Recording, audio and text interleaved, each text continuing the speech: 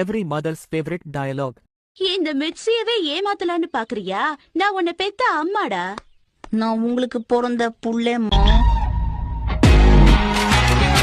அம்மா, நான் இன்னைக்கு ஸ்கூலுக்கு போகலமா?